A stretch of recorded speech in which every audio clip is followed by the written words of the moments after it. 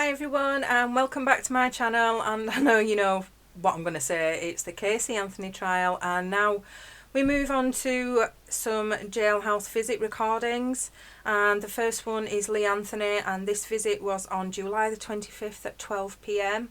I have a little clip. Hey, hold on one second. Hey, can I get this turned up a little bit? Come on. I can't really hear you. Okay, I can try to speak up. So they get an hour or so to talk. He tells her that Cindy and George are scheduled to talk to her as well. He tells her that he reminds her that this visit is recorded, but then he tells her that there is one way that isn't monitored, and that is by writing a letter, and he explains how she can do that through the jail mailing system. Lee also says that if Casey passes on any information or anything to Baez, he is not obligated to pass it on to the family.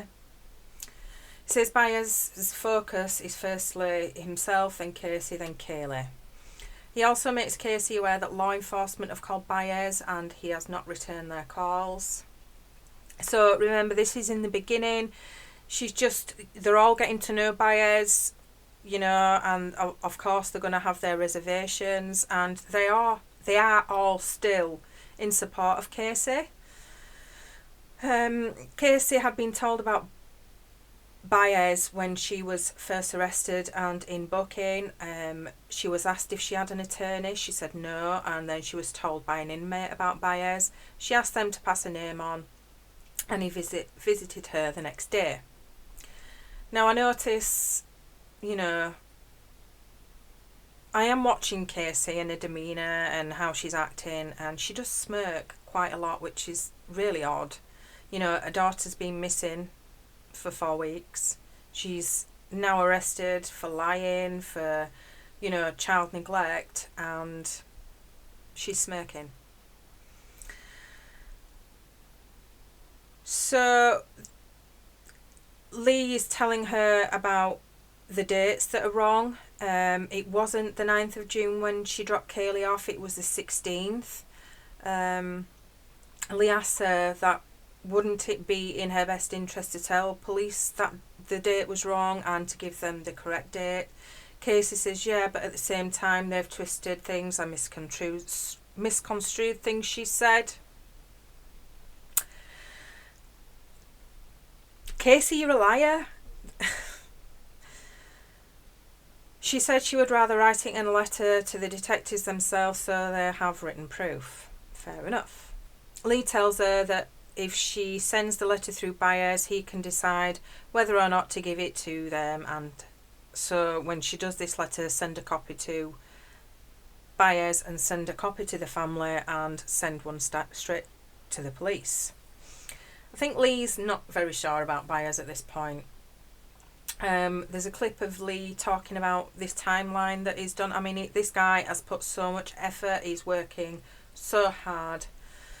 He gave his timeline stuff to the police. Your old co-workers at Kodak and Color Vision. I have the timeline. I know that there's a Jeff Hopkins.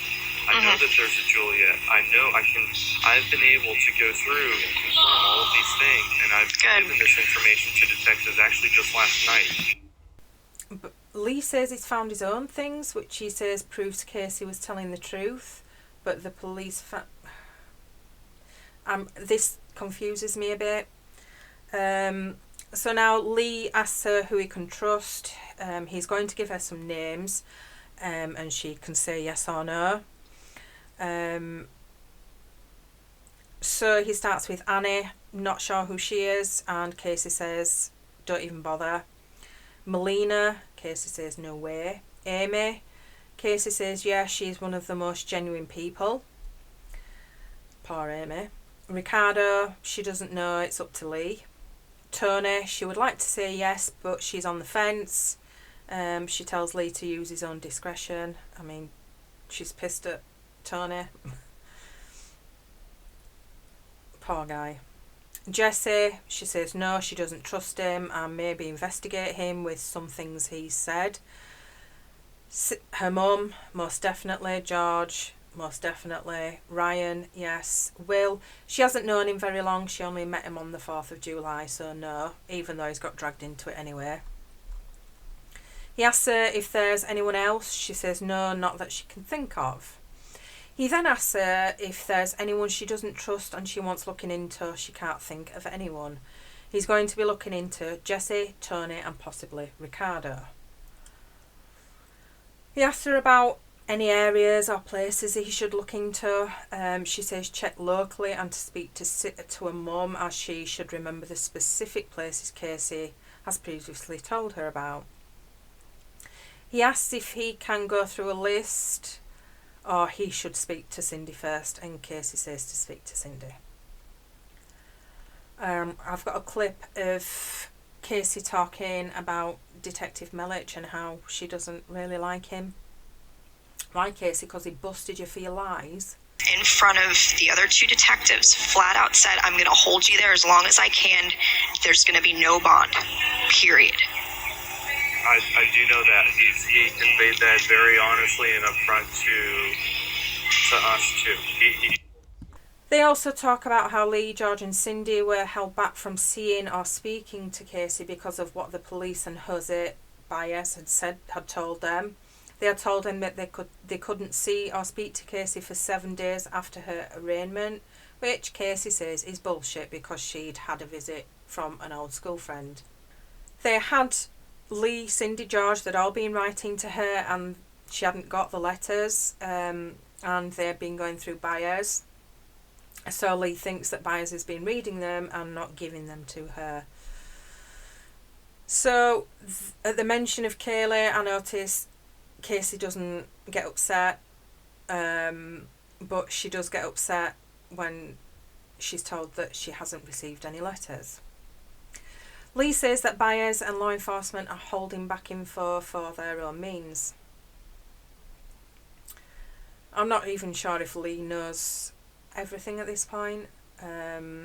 Lee has been well, he might know everything and believe in his sister. I mean, this cannot be easy for any of them.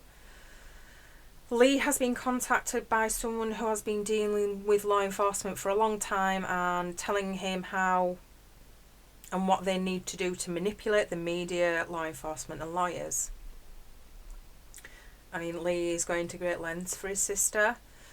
So Lee is asking about places he needs to look on. So he asks her about MySpace. She says possibly. Facebook, she says possibly. And Photo Bucket, she says no. Casey's phone record, she says yes, that's his best bet for anything. For lies, yeah. Casey has a new bank account and Cindy has power of attorney, which Lee points out it doesn't mean anything because she's only been arrested and she's had no charges against her yet. So Cindy cannot get any of the information from her bank. Casey says no to Lee looking into Cindy's credit card statements or anyone she borrowed or took money from. He asks about anything at the house. She says there's nothing she can think of. The laptop, she doesn't think there's anything on there. The family computer, she says yes, check pictures and CDs of pictures. Ricardo's house, she says no. Tony's house, no. Jesse's house, no. Fusion, no. Text message record, she says maybe. Email, she says no. And Lee asks her if there's any meaning behind passwords and she says yes. He asks if there's anything else he can do and Casey says if he can speak directly to the media for her and tell them that her main concern is Kaylee. No one has once said for her that she loves her daughter and that her and the rest of her family are her main concern. She wants to see her again, to hear her laugh and to see her smile. Nothing else matters to her at this point. She's not convincing me with any of this. Her body language, her demeanour, it's just way off. So I will be back with the next jail visit in the next video. So until then, bye for now.